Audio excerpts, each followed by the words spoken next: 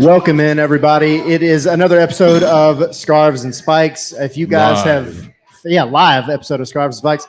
If you guys are here in the bar and you have no idea what is going on, this is an Atlanta United / MLS podcast. We have a very, very big game going over here.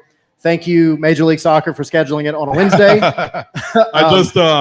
So I live like 20 or 30 minutes north of here, for those of you unaware.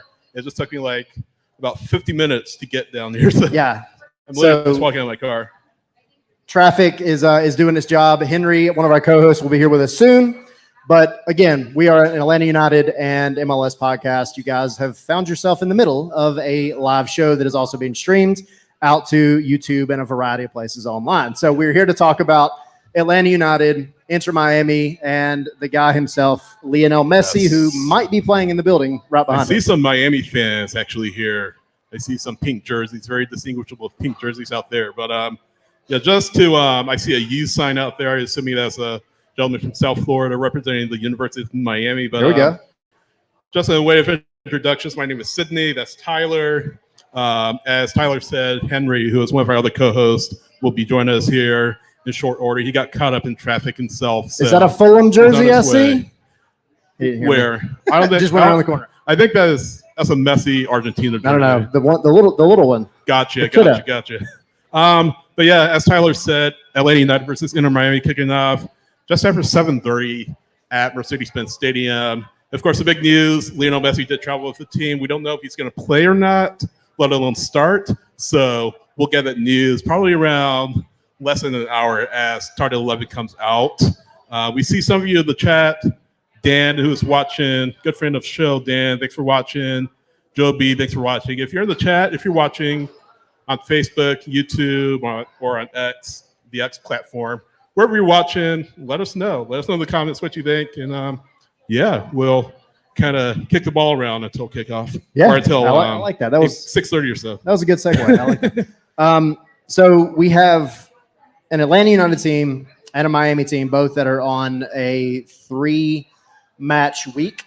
This is the second one. Of course, This is the midweek game, as we've said. It's a little frustrating. Again, you have one of the nicest stadiums literally in the Americas right here behind us. It's open completely. 70,000, we hope, will show up. Half of those might be Miami fans, but that's okay. But that's where we're at. They scheduled it on a Wednesday. So whatever happens. But Atlanta coming off a very, very frustrating night. A crap show against Nashville in this building just a few days ago. Yeah, it was bad. And I don't know if we should talk about that much because it was so bad. But just to kind of touch on it, Atlanta has to respond. It's kind of how it is. The schedule is that it just happens to be Miami. They play against probably one of their worst matches of the season at Mercedes-Benz Stadium against an Inter Miami team who had lost their last 8 matches in MLS play, hadn't scored in over 4 matches. So they're just in all sorts of bad ways coming into the Benz and more or less played Atlanta off the pitch. And it's just very disappointing, especially for an Atlanta team who want to be in the postseason discussion. This all said, technically not out of it yet, but the loss on Saturday really put a dent in those playoff matches.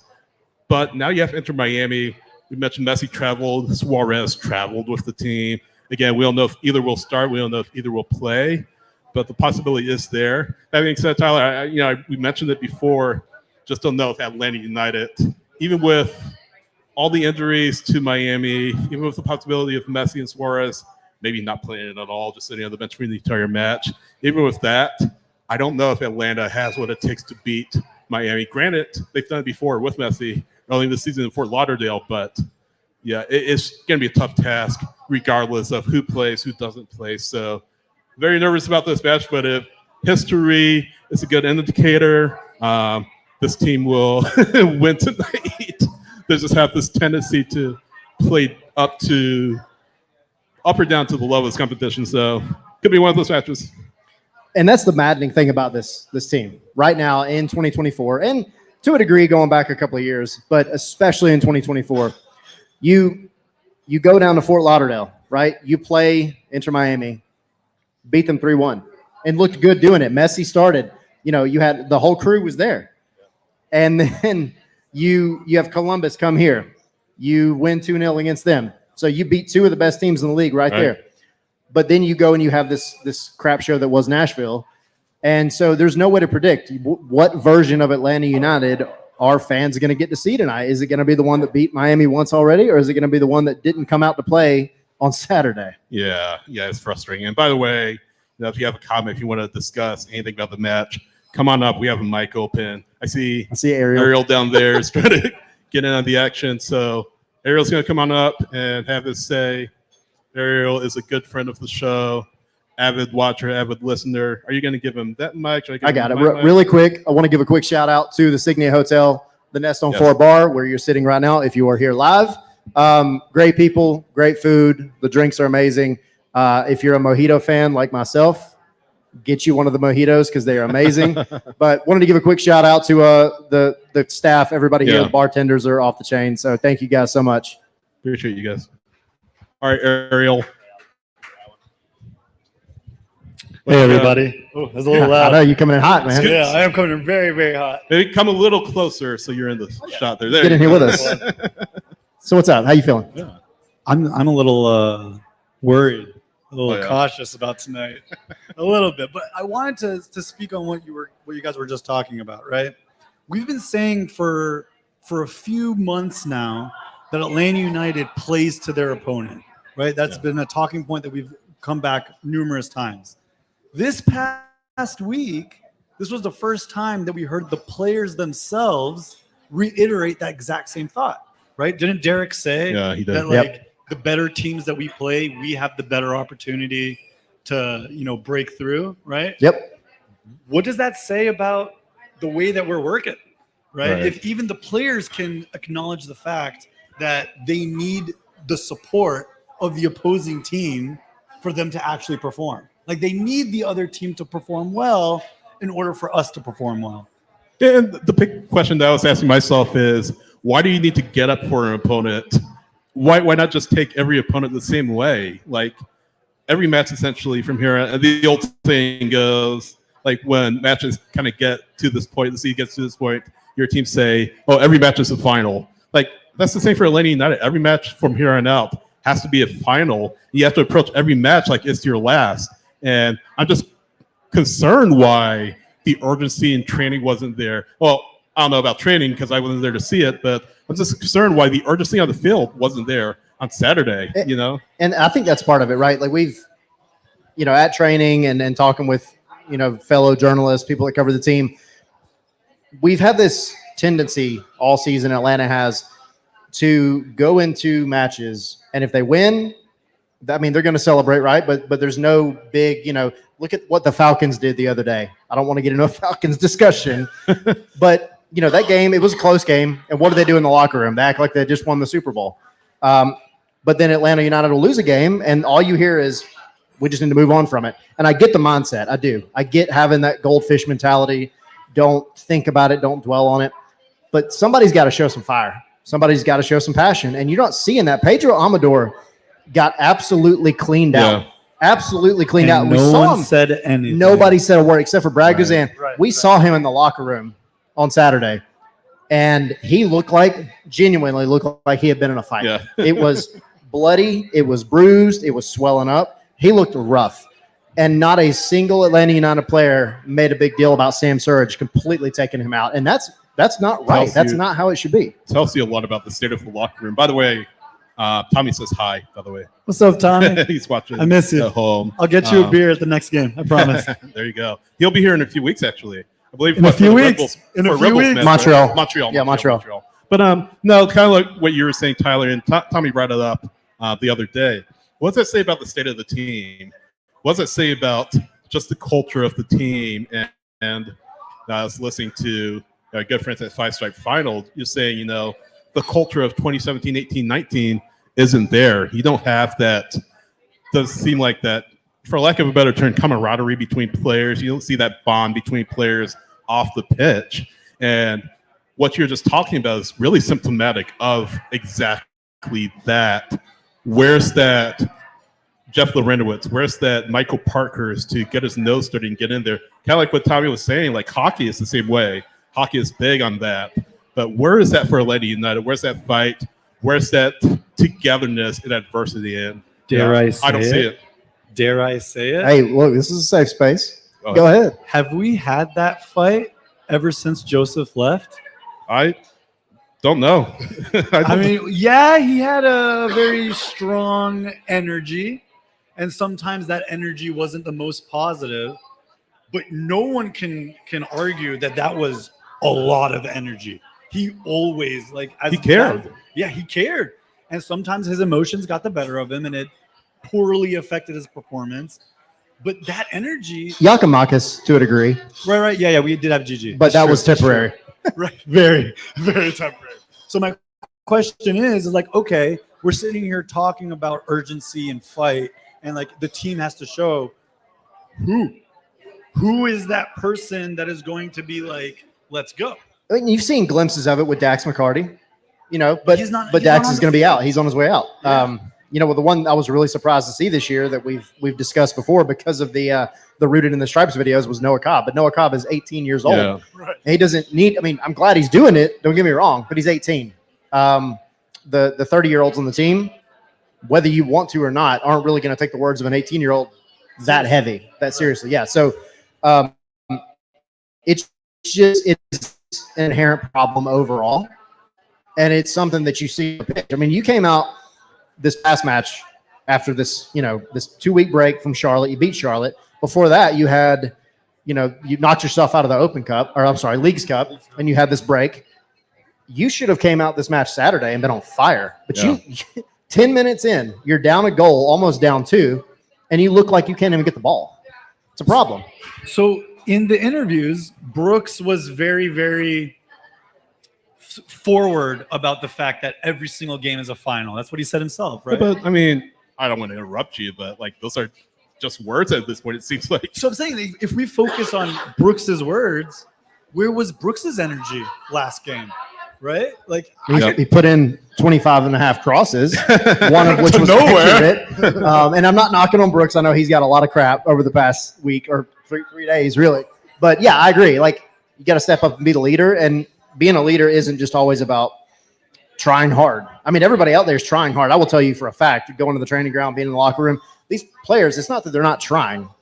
You can try hard and be entirely ineffective. And what they tried to do against Nashville was entirely ineffective. And they just couldn't fix it. They couldn't fix it. Nobody would step up and do something different to try to put the team on their back. Saba's another one that tries. But again, you just don't. It doesn't always come off. They're not playing as a team. They don't act like a team that has chemistry. Is that something that you can fix with a purchase? Head coach? Maybe.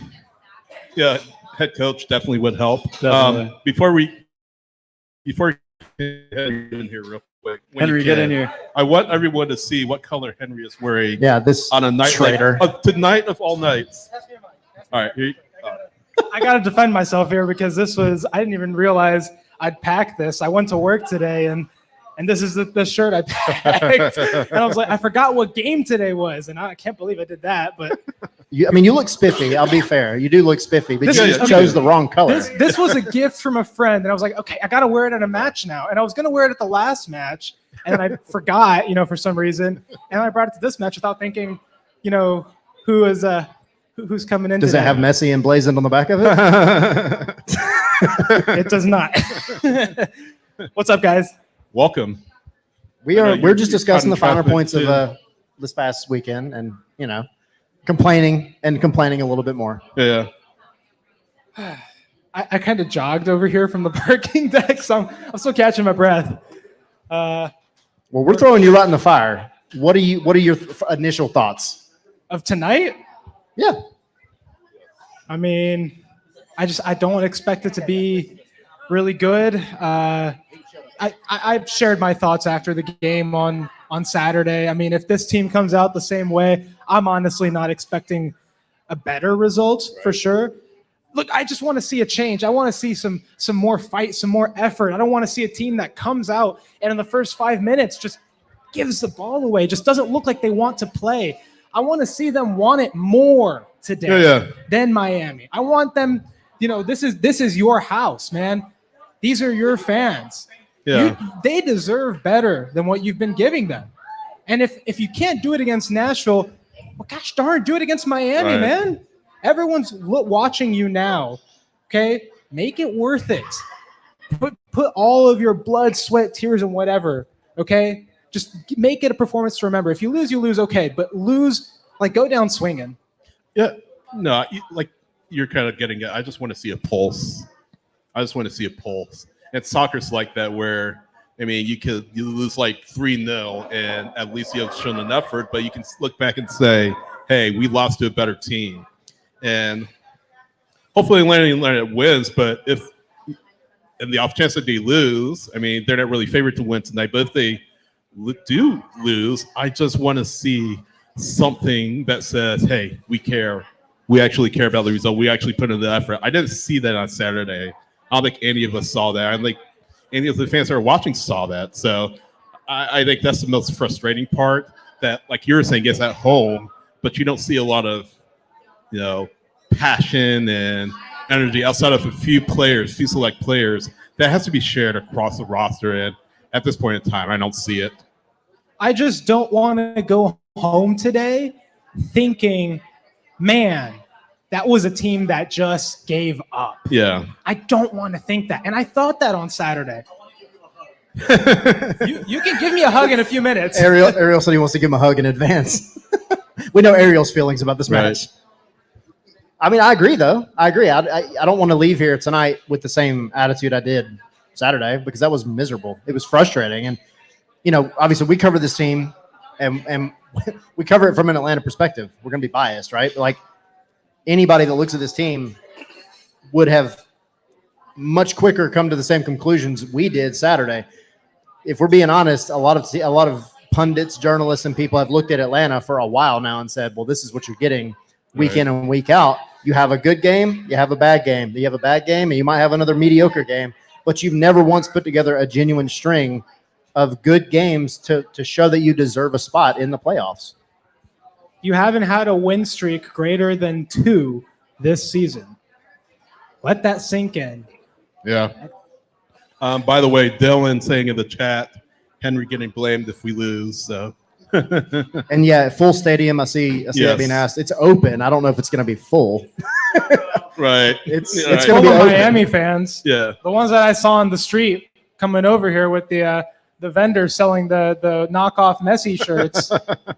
So we'll throw this out there. I see plenty of Atlanta jerseys, and Ariel, I know you're going to get back up here for this, but any of y'all that are listening, Miami fans as well, just if you want to hop up here, get a few seconds, minutes, whatever, on the mic, give us your thoughts, give us your prediction, because I know those are going to be all over the place. I'll give you mine. I said 2-2. Probably undeserved, but I'll say 2-2 because Atlanta is they're playing for pride at this point. They're playing to make up for this past weekend. And Miami, though they have an injury list longer than most people's, actual rosters, they're still going to come out and score goals. That's what they do. So I'm going to say a 2-2 draw. Is this 2-2 with or without Messi? I'll say with Messi because I think he's only going to play maybe 15 minutes. I think. I don't know. That people didn't think he'd play a full 90 on Saturday. Yeah. And the thing is, with Messi, he'll tell you how much he wants to play. Like, he will tell you, yeah, I got to play the whole 90. That's how he's been throughout his career. And so if he tells Tata, hey, you know what? I want to play, X minutes. I know you have me for 30 or 15 or whatever. I want to play 60. I want to play 70. Hell, I want to play the whole 90. He might end up playing that amount. I don't think he'll play 90 because he just came off of playing 90 for the first time in, a while. But I think you might see him play some minutes, especially if Miami end up needing him for some reason. We do have someone in the chat who had a prediction, Clara CARP, who I assume is a River Plate fan as well, but she is he is a Miami fan. They're predicting 3-2 Miami, so that's what Clara P is saying. Dylan asking a good question about Miranchuk. Are you going to get glimpses of why we signed Miranchuk tonight? I would hope so. We've talked about the transfer fee that Atlanta have paid for him. Sooner or later, we're going to have to see why Atlanta signed him for that much. I'm not putting it all on him. I'm not saying it's his fault. What why he hasn't really produced at this point in time. I mean, he's not really had the service. I mean, Nashville, he barely could get the ball, but at some point he'll have to kind of rise above that and overcome that and show why Atlanta brought him in for not a huge hefty transfer fee, but the transfer fee that they brought him in. This is kind of Carlos Bocanegra's final contribution to the team before he left. So, I'll say I imagine the leash is pretty short for him. Yeah. I think. I'll say this real quick. We'll get Ariel's prediction. I think with Alexei Miranchuk, you can't judge him heavily on this season alone. He has no supporting cast around him that's really going to be here next year. If you think about it, Saba would be the main one. Jay Fortune would be the second one. Besides that, the front, the attacking group, I don't know that any of those guys are necessarily going to be here, even Shande Silva. That being said, he is a designated player, and designated players have to produce. So he's got to find a way to do something. Here's the thing. Y'all remember when Almada was here and opposing teams would literally put like 3 or 4 players around him to stop him? That's what they're doing to Miranchuk right now because they know his quality, right? He hasn't been able to show it because he's just been marked out of games. And yes, he takes up space and he draws defenders, but if no one else is moving around him and giving him options, that doesn't really matter, right? You got to have players that will support him and give him width to move that ball somewhere else. If not, Miranchuk isn't going to help you at all. So we were talking when he first showed up about how he needs that supporting cast, right? And then once he has that supporting cast, we can really see him shine. Do you think that there's anyone on the field tonight that will really help Miranchuk break out? I want to say Saba. I was going to say Saba. That was going to be my answer. I want to say maybe Jay Fortune if he plays to a lesser extent Sleesh. So Tyler says Sleesh. I do want to hear Tyler's goal predictions. Who is getting those 2 goals from Atlanta? Old goal.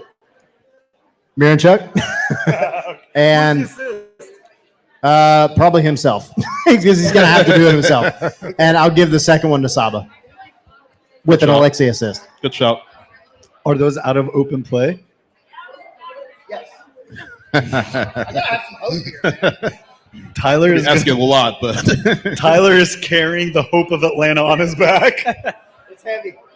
Bet your beard. I want to say the beard. Not happening. My wife is watching right now. She's like screaming at the TV. No. Sorry, Maria. Signia, what's your score prediction? I think I said 3-1 the other day, 3-1. didn't I? I think I said 3-1. That's regardless of whether Messi / Suarez or Messi plus Suarez play. But I am saying 3-1. Who gets our one? Who gets the one? I want to say whoever the striker is, whether it's Rios or Tiare, kind of leaning toward The usual substance. Rios. Yeah. Rios with the late goal.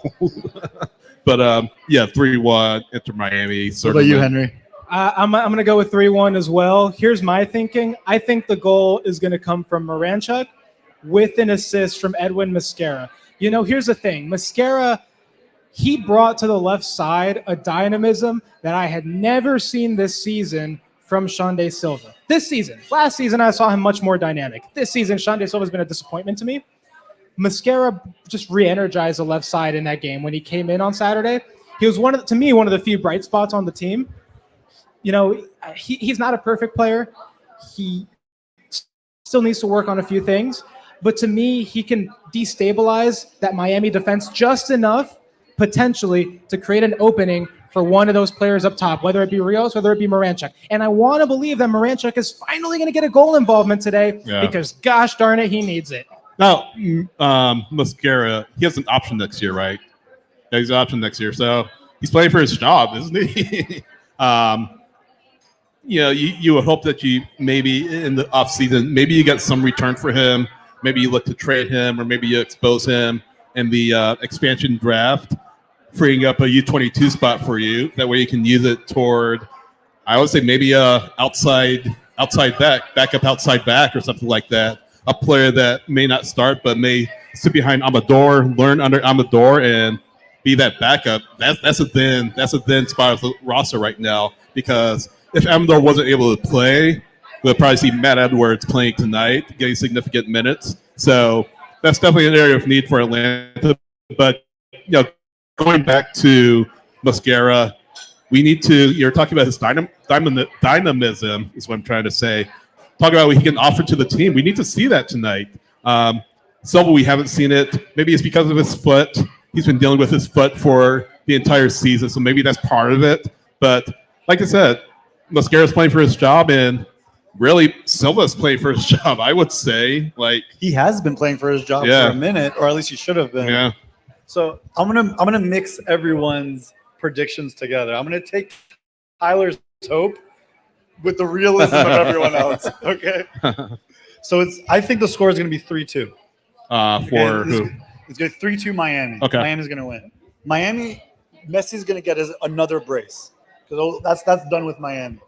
But here's where I think I should be on DraftKings. Well, before you say that, does he start? Or I think you just said he doesn't start, right? So I don't know if he's starting or not, but I do think he's going to play. I think at least he'll play at least 15 to 30 minutes. Okay. And I think in those 15 and 30 minutes, there's going to be 2 goals out of it. Yeah. But I will say this. For Atlanta United, I think this is going to be – I've been wanting to go crazy for such a long time. Right. I've been itching for it. I think we are going to get a replay of the 2018 MLS Cup Franquito goal. I think so. We're going to see an Alexi pass for an assist, and Amador is just going to go whoop, and he's going to come put one right in there. I'd love to see that. I would love to, and I think that's going to give just enough energy for Saba to get the second goal to end the game. Gives him enough flashbacks to turn into like Gressel or something. Hopefully, Gressel's not going to be doing. It's like the meme where they show the current team and they just like flash back to like some like prime Barcelona player. You all seen that? I think no, but that's good. I mean, I think I really want that to happen. I just want this to be an exciting game. I know there's a potential for it to be exciting. Absolutely. Because there's quality, individual quality on both sides. Right. And as far as Atlanta United's concerned, I'm not as worried about their defense as I am worried about literally everything else, right? They have a solid defensive line, right? Gregerson and Williams, they do a great job. And I really wish that would pay off at some point with the work from the forward players. I want to see them have a good game. I want to see them, I want to see fireworks, right? Saba, score another banger, man. You haven't done that in a while. Moranchuk, say hello to MLS, please. I just want to see an exciting game. Give people something to talk about because on Saturday, all people were talking about was how terrible that was. Shut them up today. Absolutely. And I'm going to leave you guys off with this topic, and you can come back in and chime in. I think the fundamental root problem that everything that we're talking about comes down to is where's the chemistry? Yeah. Right? Like back in the day, everyone was playing together. You know, from the back line all the way up to the front. Do we have that? I want to see that today. So. Awesome. Thank Man, you, sir. coming in for a co-hosting job. I like it. That was good. By the way, we just got served food, you and I got the braised short rib. It's really good. It's really good. What did you got? I got the steak frites, which shout out because I had this last time and I can speak to it. Steak frites are freaking good here, like really good. So it looks if good. you haven't ordered yet and you need a suggestion, get the steak frites. They're pretty fire. Or the braised rib. So and Henry, because he's wearing Miami colors, that's why he hasn't been served yet. They've thrown me out, yeah. But poor wardrobe choices. This is what you get. Learn from me. Learn from my mistakes. I get the Messi pizza. That's what I get. Yeah. Yeah. Thank God they don't serve that here. I'll throw this out there because I mentioned Slish. The way that this entire match could go down is going to be very dependent on the subs. This is not going to be a match that's determined by the starting 11 unless Atlanta comes out like they did this past weekend. Then it's a done deal in the first 15 minutes. But I really think the subs are going to be what are going to change this game because if Messi doesn't start, Messi's coming on in the second half. if Atlanta doesn't have a comfortable lead at that point, then you're defending for your life for the final 20 minutes or whatever. I would like to see Dax McCarty start this game over Bartosz Slish.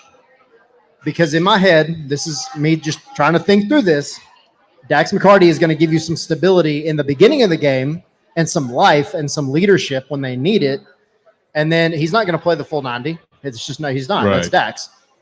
But whenever Messi comes on, it needs to be an immediate swap to Bartosz Slish. He's more athletic. He can cover more ground, and he's going to do more for you, I think, overall, to man mark Messi and allow the front to maybe hit on a counter or just do something a little bit differently. But I don't think you can look at this game and expect Atlanta, the way they've been playing, to go out there and outplay fairly and a Miami team, regardless of whether Messi starts or not. Sort of in that same vein, speaking of midfield, do you guys think that Fortune starts again, or do you start Muyumba? Because Fortune, of course, came in on Saturday, or he started on Saturday. Do you think he starts again, especially with Red Bulls coming on this coming Saturday? I mean, what does that selection look like for Rob Valentino? I mean, the thing about it is this team just had a 2-week break before Saturday, so fixture congestion isn't as big of an issue as it would be if we were right in the middle of the season. But I guess, what does that look like? I honestly hadn't thought about. I forgot there was a game this Saturday too. Wow, that's crazy. Now you know that you have to think about. Okay, what's the best 11 that you can put out today? Considering you just had a game on Saturday and you're about to have another game this Saturday. And honestly, for me, the answer was, yes, start Jay Fortune in midfield, because even though he didn't have a very great performance, well, nobody had a great performance on Saturday, I still think he's probably your best 8. But at the same time, do you want to save him, let him rest a little bit and save him for Red Bulls? I don't know. That's a really good debate. Muyumba, maybe after, him having a little bit of a break, him, not having played as much in recent games, maybe he kind of gets back to, Muyumba just got here levels. You know what I'm talking about? Like last year. I would like to see that. I'm not sure if this is the right game for Muyumba, though. And my thinking is Muyumba's he's the more kind of attack-minded, but he's also the more ball-taking player, I guess. He's more ball-oriented, possession-focused. He keeps the ball a lot more. Fortune gives you a lot more movement with the ball. Like, he'll pass it more often than not. I'm just concerned that Muyumba's going to hold the ball a little bit too much, and that's going to hamper any Atlanta United attack that comes today. So I agree with that. I think Muyumba, though, is the better guy against Red Bulls. I think for everything Jay Fortune has done well this season and everything that Tristan Muyumba has struggled with this season, Tristan Muyumba is the better ball handler. And you're playing against a Red Bulls team that's going to high press. They're going to try to force you to make mistakes. And Jay Fortune, against Nashville, again, whole team didn't play well, but against Nashville, he struggled to play out of the back. That's the one downside that he had that game. You can't afford that with Red Bulls. You have to have somebody that's going to help kind of focus. And I think that's a game where you have Slish and Muyumba as opposed to Fortune and Slish or Fortune and McCarty, because I think you're going to get more of a settled mentality, which you need against a high-pressing team. So if Jay Fortune can give you a significant amount tonight, take the load off Muyumba, because I think you need Muyumba to play most of the game on Saturday. I think. How about this? An idea. McCarty, Fortune tonight, Muyumba, Slish on Saturday. And I believe you could really interchange which positions Muyumba and Slish play. I think Slish does a great job at an 8. He did so for a while before Morenchik was integrated into the team. I think, he can be a very positive passer. He was very effective in progressing the ball during that time. So if you need him to in a pinch, I think Slish could play the number 8, and you bring Muyumba back a little bit, and that way Morenchik has, I guess you could bring a little bit more stability to that midfield, in my opinion, because Muyumba has the mobility, and he can play off of Amador a little bit easier, and whoever's your left winger at that point, if Silva comes back, if it's Mascara, I feel like that could work out. I think I know the answer to this, so I'll ask you guys both. I'll kind of give you my take. Do you think Mascara is here next year, especially with how Fortune's coming along? I think the answer is we'll see. I mean, I would like to think if Atlanta United get an offer it can't refuse, that he goes maybe on a loan to buy opportunity elsewhere, maybe in France, maybe somewhere in Europe, second division team.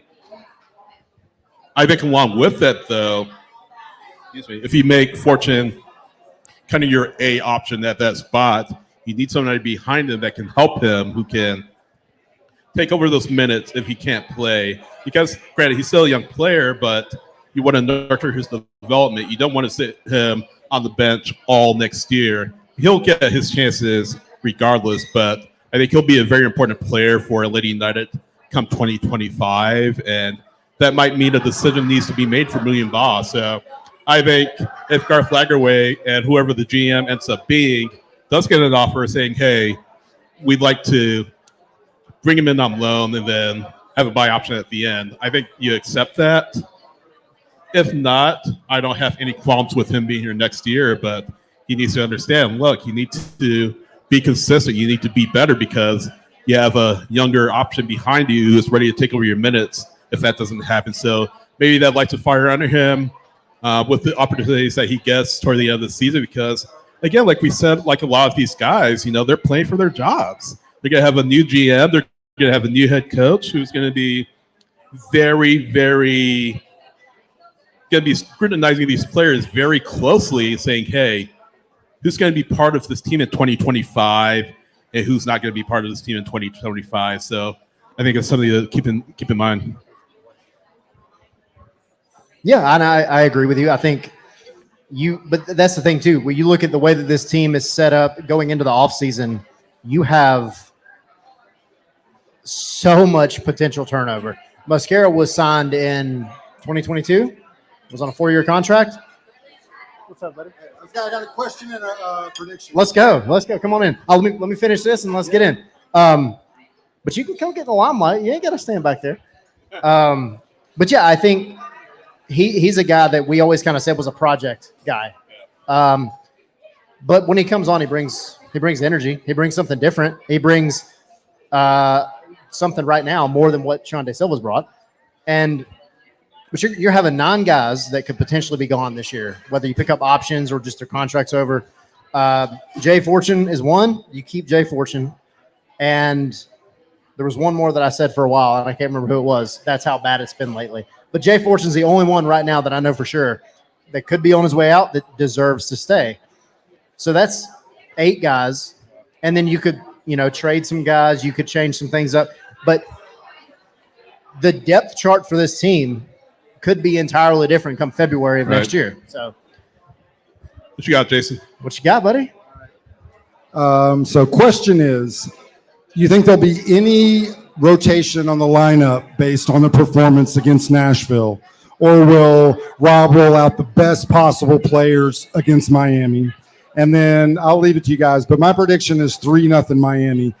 Nothing I've seen from Atlanta in the last couple of weeks tells me they're going to do anything against a team this quality. I know they do play up against, play to their level of their competition, but at this point, I just can't believe they're going to do it. So I'll leave it to you guys. But again, I'm curious if you think there'll be any rotation based on the awful performances we saw against Nashville. So, dude, the guy in the pink shirt was a little more optimistic than you. No, but I think, you have to. I think there might be a little rotation, but I think at the end of the day, you have to put the best team on the field. You obviously have to think about Saturday against Red Bulls, of course. But you're saying the starting lineup, like essentially sitting people for how crappy they played the other day. I wouldn't put it past Rob. I wouldn't put it past Rob. Really mad last he was irate. I mean, dropped the F-bomb in the press conference. Like, he was very upset. And coming off the pitch, I didn't show up on TV. He did his quick little lap, made a beeline. He actually had stuff he was supposed to be doing with other journalists and other folks. Skipped it, went straight to the locker room. Yeah. And we assume laid into the hair team. dryer treatment. Yeah. So I wouldn't put it past Rob, but who? That's the thing. because everybody sucked. Right. So I hear kind of to that vein. I hear people say, "Play the kids, play the kids." I think tonight is part of the night to do that. But at what time do you think, hey, we need to evaluate these younger players? We need to evaluate. Thanks, man. See ya. Appreciate it, buddy. We need to evaluate guys like Jason, good friend of the show. Yes. We take a closer look at guys like Noah Cobb. I mean, not closer look because we already know what he's about. The guys like Aiden Torres, whenever he comes back, guys like Matt Edwards, guys like, I don't know, the list goes on and on. Ephraim Morales, guys like him, Luke Brennan, Nick Firmino. I mean, he's not young in the traditional sense, but I mean, he can't affect the first team since he signed. But when do you get to a point where you start to really turn the table toward 2025 and say, hey, let's get these younger guys out here to see what they can do? You know, two players who I wish could have been called up for today's game from the twos. One of them, Ashton Gordon, who's, you know, been doing pretty well. Yep. He's going to be, I believe, a first-team player either next season or the season after that. It's next season, right? Okay. And then you have Rodrigo Neri, who just got here earlier this season, has been great, phenomenal for the twos. And I had an interview with him a couple months back. And, you know, he's just a really, really nice guy. He works very hard, and you can tell just he really wants to succeed here. And also, I mean, he has quality from playing in some European academies. He came through the Valencia Academy. He came through the Atletico Madrid Academy. Yeah. He's played with players trained with like Alvaro Morata, trained under a coach like Simeone. And he has some of that experience from some of those players, and he applies it to his game, even here, like in MLS Next Pro. I really wish that he could be given the chance with the first team, at least in a few games towards the end, especially if it becomes like abundantly clear, okay, you're not making the playoffs, right? I really wish they'd give him the chance, because he definitely deserves to be put on that stage for people to see what he can do at this level. And that's the thing. I would start, if it were possible, I would start Rodrigo Neri tonight. For like, going back to the question that Jason asked, if there was anybody that I could bench, not because I don't like them, not for any other reason other than like, you can't bench the whole starting 11 from the other day, you know? And it was bits and pieces. Like, I thought, again, Jay had a pretty good game. He had mistakes. Everybody had mistakes. Everybody else had a lot more mistakes.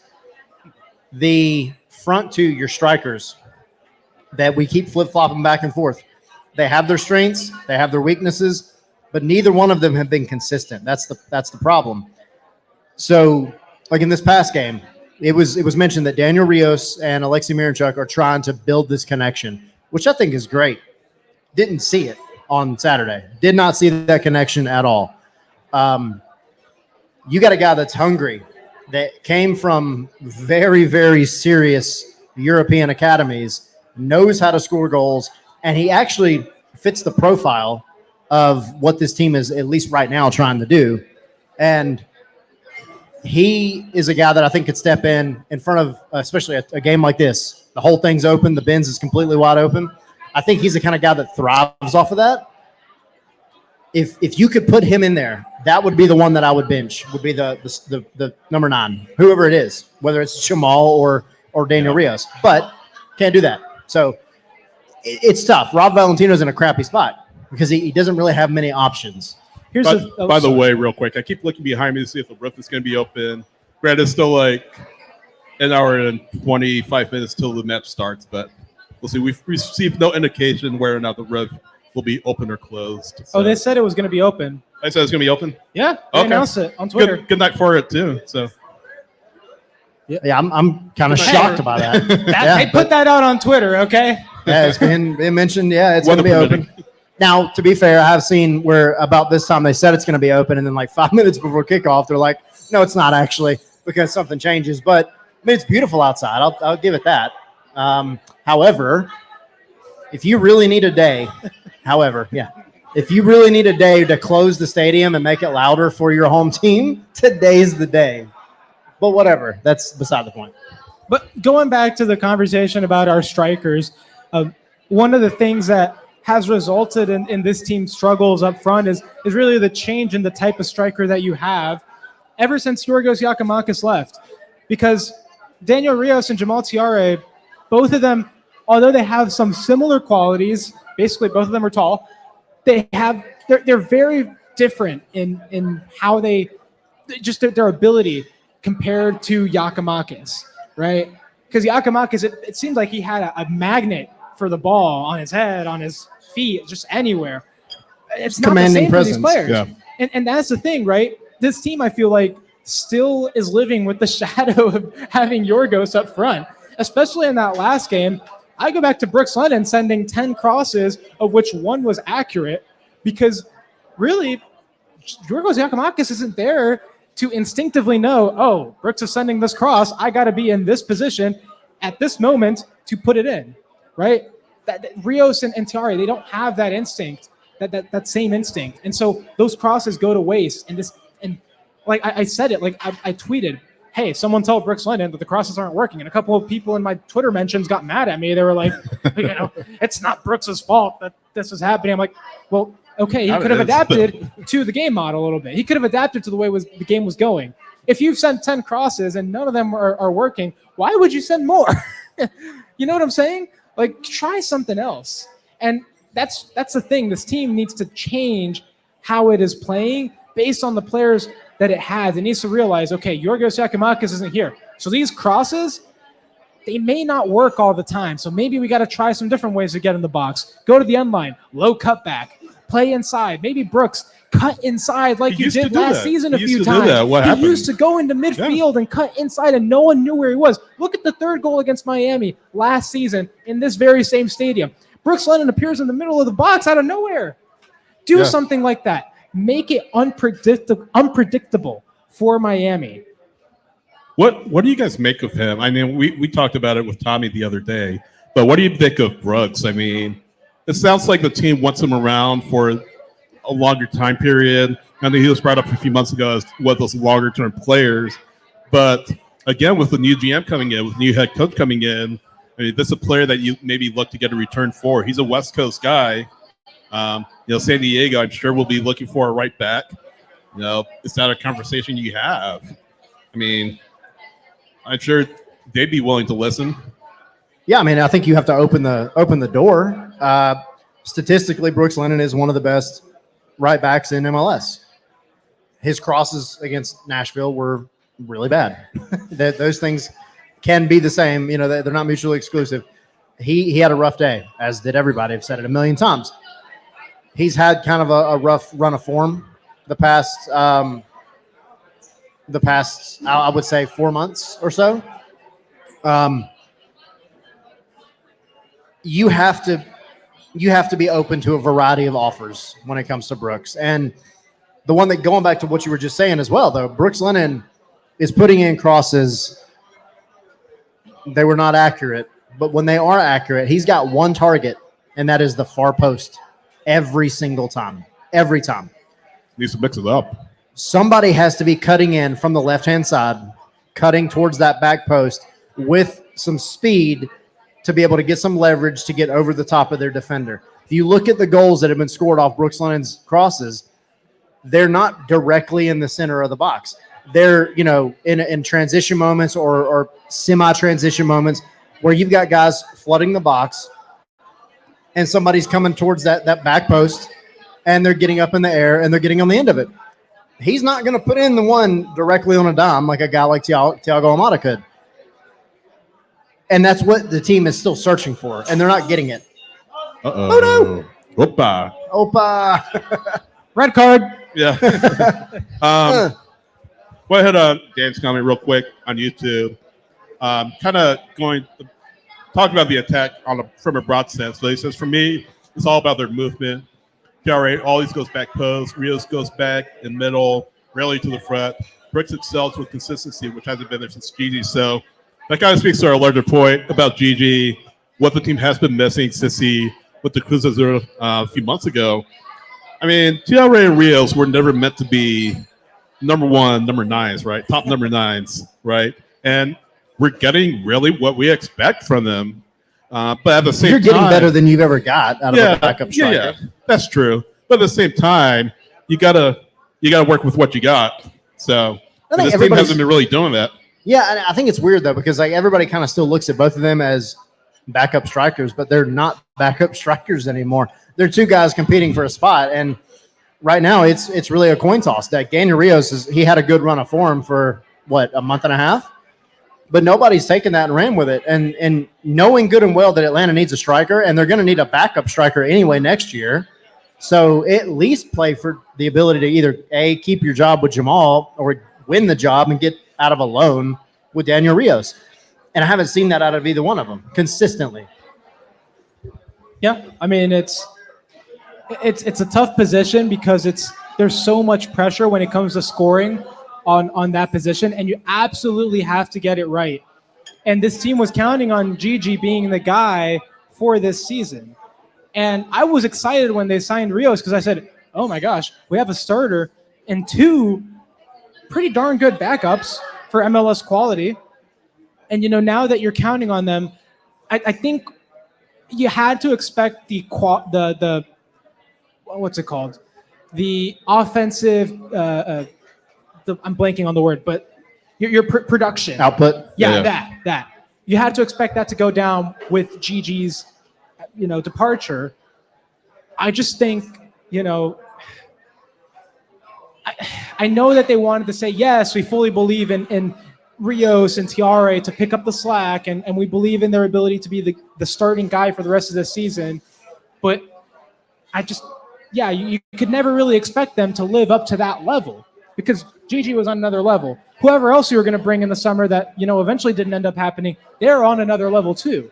Right? And whoever you're going to bring in the winter, they have to be at a Cucho Hernandez level, at a Chicho Arango level, at a level that will truly change really what this team can do, because you have the resources to do it, right? You have the tools, like the joke I made. You have the tools to do it. There's just no excuse at this point. And I think in the winter, those are, for me, the two priorities. You get a DP striker and you get a DP winger. Let's cook. Ariel has something. Ariel, as you come in, again, Atlanta fans, Miami fans, anybody that wants to jump up here, this mic is open for y'all to hop in for a couple minutes and give us your thoughts. Ariel has taken full advantage, which I love, and Jason, who I think might have rolled out to go join some other festivities, did the same thing. But guys, we want to hear from y'all. That's what our podcast is all about. Yeah. We love hearing from the fans, even if you're not an Atlanta fan. But if you want to chat, give us your prediction. Even if you just want to come say, hey, come up here. The mic is open for you. Ariel, what you got, buddy? I have a question for Henry. What's up? A little bit ago, and by a little bit, I mean like at the very beginning of the season, we were talking about, or not in the beginning, but for the coach, right? Do we want a big name coach, or do we want someone that has the record to show for it? And that was the conversation back and forth. Now that we're at the tail end of the season, when you're saying that you would like to see a DP striker come in, someone on the level of Chicho, right? On these crazy high level names, would you like a big name, a famous name, a Griezmann, for example? Or would you rather have someone that doesn't matter necessarily what league they play in, but they've got the stats to back Someone it up? who can See, put there's the ball a in the back reason of the net. Tyler's laughing, and if you're asking me that question, it means you haven't seen my Twitter I for the haven't. past I don't go on 3 Twitter. months. I don't go on Twitter. Because Sorry. I've been screaming for Atlanta to sign Griezmann. I would love Antoine Griezmann to come to Atlanta because, first of all, I mean, yes, he has the name, but he has the skill to show for it. He has the ability to show for it. And if you have to pay whatever you have to pay for him, 15, 20 million, dude, put it on him because he can give you that and more, right? Because he has that quality. The question for me isn't necessarily, do I want a striker with a big name? It's what kind of striker do I want? Because you have the GG strikers, which are, your target forwards, the ones that you look at to hold back and, play off of others, or the guys that are in the box for the headers. You have the Cucho Hernandezes who will drift wide and who will, open up play and just make all sorts of havoc, make it unpredictable for your opponents. You have to decide which one you want. And it depends on how this team is going to play under whatever new manager they bring in, whether it's Patrick Vieira or whoever else. I think that's the question you need to answer first. And then after you know, okay, how are you going to be playing? Then you decide, what striker do I need to go get? Whether it's a big name, whether it's someone we may not be very familiar with. Had you heard of Cucho Hernandez 3 years ago? No. Not really. Had you heard of Chicho Arango before he joined LAFC? No. Definitely not. Right? You don't need an Antoine Griezmann or you just need someone who can succeed at this level in this league and can produce, essentially. And that'll do so in the tactical setup that your team is going to set forward. What is that going to be for the foreseeable future? I don't know. It depends on who Atlanta brings in to coach. Now, here's the caveat, though. A guy like Griezmann is not that prime age player. Oh, yeah. But I think as you got this big burger, I'll let you kind of snack on that. But he's not in that prime age group that Garth Lagaway prefers. I think having said that, we need to say, hey, you know what? This is a position we can't mess up.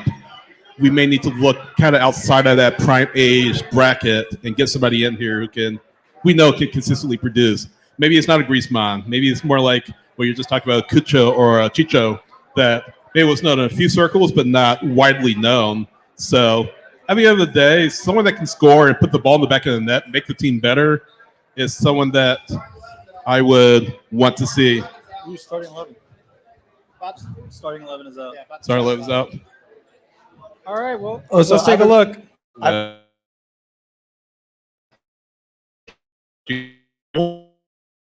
Discussing at all is how perception we're all with the starting lineup. Okay. Let's read out the starting 11. Okay, in goal, Brad Guzan, obviously. Back line is the same. Lennon, Amador fullbacks, Williams, Gregerson center back pairing. The midfield is a little bit different. You got a midfield three. Dax McCarty as your holding midfielder. Tristan Mayumba, Bartok Slish on either side. Mm-hmm. The front three. Sabo left wing. Daniel Rios striker. Alexi Moranchuk right wing. That's interesting to me. Yeah. Okay. 2-1-3? It's a 4-3. Yeah. Okay. If they actually play that way. Yeah. Never know because lineups are weird. Right. So listen, quickly before we go into the lineups, I know that we're very excited about it. But how important is the fan perception of the player that we sign? Right? Like we've seen other teams like LA Galaxy, LAFC, Messi starts. Miami. Of course he does. Oh, he's starting? Messi starting. Wow. I was not expecting that. So to everybody that's wondering, Lionel Messi is starting this game. Tonight. There you go. You get to go see Messi play in the bins. See, I was not expecting that. Me neither. That probably means he doesn't play or comes off the bench against NYCFC on Saturday. It's my sister's birthday, so I'm very, very. No, yeah, that's wrong. Sorry. Messi, Suarez, Alba on the bench, but Fake news. yes. Fake news. It's because Henry's over here wearing Miami colors. Sure, yeah. How dare Wah, you? wah. Anyway, sorry, I didn't mean to get everybody's hopes up. Yeah. Carry on. He's in the building at least. He is in the building, In the which building. is better than we could say for last year. So how important is it that we have a famous player? How? Okay, yeah. Off of player fan perception. Okay, so yeah, the question being how important is it that we bring in for one of these DP spots that Atlanta has? By the way. You bring in a big name, famous kind of player from like a fan perception. I'll throw this out there. We just said Lionel Messi's name in a bar in Atlanta, Georgia, saying he was starting erroneously, Henry. Man. And everybody, kind of turned their head and listened. Now, you're not going to find somebody that's on Lionel Messi's level, period. Not going to happen. Right. However, you can make a splashy signing and it still be somebody that fits the team. And I think fans have kind of gotten to the point where they're like, well, if you make a splashy signing, that means it's not going to be a chemistry guy. It's not going to be a guy that fits the team. That's not true. You can bring in the big names and they're going to fit right in. Or the inverse is true. You can bring in a big name that just doesn't fit. Let's talk about Chicago Fire or not. Shaqiri? Yeah, exactly. You bring in a Shaqiri, and all of a sudden they don't know how to play soccer anymore. So it can go both ways. But you have to give the fans something to hold on to. Atlanta United has a technical director spot, a head coaching spot, 2 DP spots, 2 U22 spots probably, and a whole host of regular spots, for lack of a better name, going into 2025. Yeah. You have money. It's not that you're not San Jose, right? Like you have money to throw around. Forget about the $50 million that you made off the transfers. Arthur Blank wants to spend money on this team. If you can go out and say, hey, Antoine Griezmann, I know you want to go to LAFC because your buddies are there. However, we have Christian Muyumba. We have $30 million or whatever. Dude, sling the money at a guy like that. Yeah. Just do it. Like, you did it in the beginning, and you were proud of it. And now I understand where Garth wants to go with the mindset of, bringing guys in their prime and all that. But the fans, they don't have anything to hold on to at this point. On September 18th, 2024, everybody's apathetic. And I'm not saying sign somebody just to be a big name, like, to go back to Ariel's question. It's got to be effective, but you can have both. You can have both. So I know we're about to wrap up here. The roof is open, as promised. But, yeah, I mean, kind of closing thoughts. Do we want to give kind of closing thoughts now, or ask Henry? Henry, as he takes a massive bite of his closing thought, Henry, bite into your burger. I think for tonight specifically, I stick by the 2-2 draw. I think you have a weakened Miami squad, even though Messi's here. Still a weakened squad. It's a midweek game that's, to them, relatively not that important. If you get points out of this, great.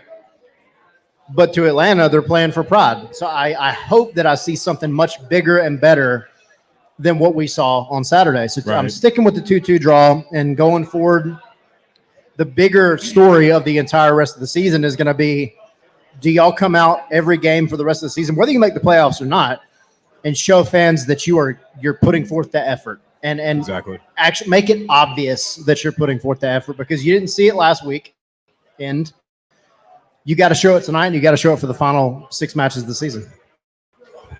I'm a fool, and the evidence of that is the choice of shirt that I'm wearing. But I'm a fool, and I'm going to choose to be a little bit optimistic and be more of a fool today. I'm going to change my prediction a little bit. Let's go. I'm going to agree with Ariel. I'm going to say 3-2, right? Because seeing the lineup and seeing that Messi's not starting, even though I do expect him to play a little bit, I do think that maybe the change in formation, the change of where you're putting some of these players, maybe it confuses Miami enough, I don't know, for you to get a few goals, for you to make some magic happen, especially in the opening minutes. I go back to when we rehearsed that kickoff against, I don't even remember who it was, but they scored like 20 seconds into the game. What if you have something planned like that Miami's just not ready for, and you shock them from the start, right? If you can start off like that, and you can build some momentum until Messi gets onto the field. If you're leading before then, I think maybe there's a chance. Do I still think they come back and win? Yes, absolutely. But I think you have a chance to make this at least a little bit interesting. Yeah, I said it earlier. I'll say it again. I just want to see a pulse. I just want to see an effort from this team that we didn't get on Saturday. Like, if you lose, at least lose with passion, I guess. I will take losing with passion as the slogan for the rest of the season. Right. Show me you've got something. Yeah, exactly. A new Twitter hashtag. But, yeah, just show a pulse. Just show an effort. Just show better than what you showed on Saturday. Maybe you get a positive result tonight, and maybe get yourself back into the playoff in earnest. But yeah, that's where I'm kind of landing on it tonight. Sweet. Anybody, while we're still live, anybody want to just come give their quick thoughts? Ariel's always the first one to pop up. Star student Ariel over here. Yeah. Sitting in the front of the class. What you got, buddy? And anybody else, real quick? Y'all come hop on. I don't necessarily have any final thoughts. I just wanted to tell everyone that's watching that if you haven't already, please like and subscribe. Yes. Scott and Spice man. would really appreciate it. Thank you very much. Thank you. We did not pay him What to he say said. that, I promise. That is a true statement. And happy birthday. Yes. Happy birthday. Cool. All right. I'm scanning the So- room. I don't see anybody raising their hand, running up to the front of the class, wanting to give their predictions. So cool. Thank you again to the Nest on 4 Bar, Signia Hotel. Thank you guys for being amazing hosts. This is our last live show here for the year. Definitely looking to do it again next year. We will see. But it has been a fun season of doing these here. We appreciate it immensely. And we definitely hope to be back. But thank you guys so much. If you haven't already, like Ariel said, like and subscribe, do all that fun stuff. The housekeeping, visit scarvesandspikes.com. That'll take you to where you need to go. Yeah, thanks a lot, everyone. We appreciate your support all throughout the year. Check us out online. We're streaming every week before every Atlanta United match rest of the season. And obviously, it's going to be crazy off season, so we'll be here. Yeah, it's gonna be cool. Yeah, here's to an awesome 2025. Hopefully. We'll hopefully help pay for a new wardrobe going in for next year. Pay for some red and black shirts. Exactly. Yeah, no. Well, yeah. Yes, red and black. I guess I pink and black for a second, but yes, red and black for sure. But yeah, thanks a lot, everyone. Appreciate you. Cue the music. Appreciate it, guys. Thank you all. Bye, guys. See ya. Now I get to enjoy my birthday.